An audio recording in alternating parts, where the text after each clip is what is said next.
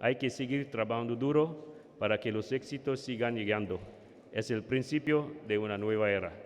Eso sí, ahora hay que celebrar y estar felices. El mundo sabe ya que el Valencia Club de Fútbol ha vuelto y que quiere asentarse todos los años entre los mejores de Europa. Gracias a todos y amunt Valencia. Está ya lleno, una hora y media.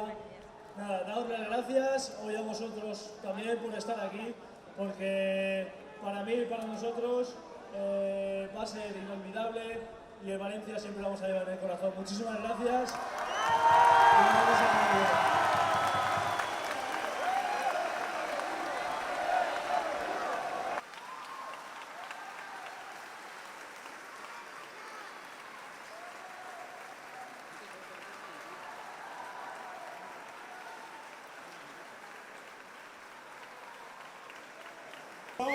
Ferran Torres, César, tots els futbolistes, el nostre tècnic, Gavi Paulista.